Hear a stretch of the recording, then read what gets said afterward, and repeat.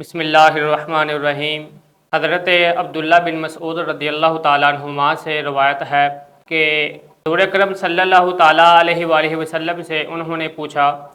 کہ یا رسول اللہ تعالیٰ کے ہاں سب سے محبوب ترین عمل کون سا ہے؟ تو آپ صلی اللہ تعالیٰ علیہ وآلہ وسلم نے ارشاد فرمایا اللہ تعالیٰ کے ہاں سب سے محبوب ترین عمل وہ یہ ہے کہ نماز کو اس کے وقت پر ادا کرنا۔ تو حضرت عبداللہ بن مسعود رضی اللہ تعالیٰ عنہ ارشاد فرماتے ہیں کہ میں نے پھر نبی اکرم صلی اللہ تعالیٰ علیہ وآلہ وسلم سے عرض کی کہ یا رسول اللہ اس کے بعد اللہ تعالیٰ کے ہاں سب سے زیادہ محبوب ترین عمل کون سا ہے؟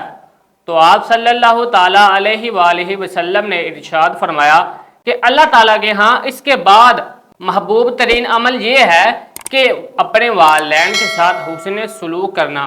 پھر حضرت عبداللہ بن مسعود رضی اللہ تعالیٰ عنہ نے نبی علیہ السلام سے عرض کی کہ یا رسول اللہ اس کے بعد اللہ تعالیٰ کے ہاں سب سے محبوب ترین عمل کون سا ہے؟ تو نبی اکرم صلی اللہ تعالیٰ علیہ وآلہ وسلم نے ارشاد فرمایا کہ اس کے بعد اللہ تعالیٰ کے ہاں محبوب ترین عمل یہ ہے کہ جہاد فی سبیل اللہ۔ ہمیں اس حدیث مبارکہ سے یہ معلوم ہو رہا ہے کہ اللہ تعالیٰ کے ہاں سب سے زیادہ محبوب ترین عمل یہ ہے کہ نماز کو اس کے وقت پر ادا کرنا۔ جب نماز کا وقت ہو جائے تو اس وقت میں نماز کو ادا کرنا، اس کے بعد اپنے والدین کے ساتھ حسن سلوک کرنا، اور اس کے بعد یہ ہے کہ جہاد فی سبیل اللہ، یعنی اللہ تعالیٰ کی راہ میں جہاد کرنا اللہ تعالیٰ کے ہاں سب سے زیادہ محبوب ترین عمل ہے۔ اور مسلم شریف کی روایت ہے کہ نبی علیہ السلام نے ارشاد فرمایا کہ بیٹا اپنے باپ کا حق ادا نہیں کر سکتا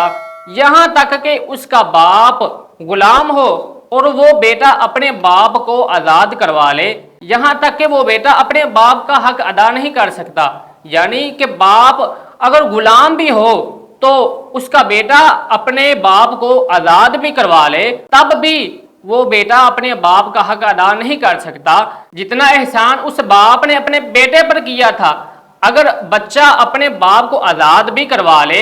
تب بھی وہ بیٹا اپنے باپ کے کیے ہوئے احسانوں کا بدلہ نہیں چکا سکتا۔ مسلم شریف کی روایت ہے کہ نبی علیہ السلام کی خدمت اقدس میں ایک شخص حاضر ہوتا ہے اور وہ حاضر ہو کر یہ عرض کرتا ہے کہ یا رسول اللہ میں آپ کے ہاتھ پر بیعت کرتا ہوں، اللہ کی رضا کے لیے آپ کے ہاتھ پر بیعت کرتا ہوں کہ میں جہاد اور ہجرت کے لیے جانا چاہتا ہوں۔ تو آپ صلی اللہ تعالیٰ علیہ وآلہ وسلم نے اس سے ارشاد فرمایا کہ اے شخص کیا تمہارے والدین زندہ ہیں؟ کہ تمہارے والدین میں سے کوئی بھی ایک تمہارا والد یا تمہاری والدہ زندہ ہے؟ تو اس شخص نے کہا کہ یا رسول اللہ جی ہاں میرے والدین زندہ ہیں، میری والدہ بھی حیات ہیں اور میرے والد بھی حیات ہیں۔ تو نبی علیہ السلام نے ارشاد فرمایا کہ تم ان والدین کی خدمت کرو، اپنے والدین کی خدمت کر، یہ تمہارے لیے جہاد سے بڑھ کر ہوگا۔ بخاری شریف کی حدیث مبارکہ کہ حضرت ابو ہریرہ رضی اللہ تعالیٰ عنہ روایت فرما رہے ہیں کہ نبی علیہ السلام کی خدمت اقدس میں ایک شخص حاضر ہوتا ہے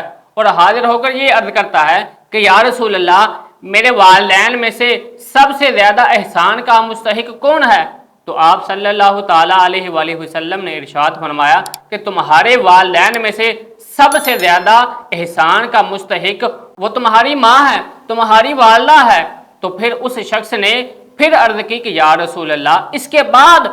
میرے احسان کا سب سے زیادہ مستحق کون ہے؟ تو پھر آپ صلی اللہ تعالیٰ علیہ وآلہ وسلم نے ارشاد فرمایا کہ پھر تمہاری والدہ۔ پھر اس نے نبی علیہ السلام سے عرض کی کہ یا رسول اللہ اس کے بعد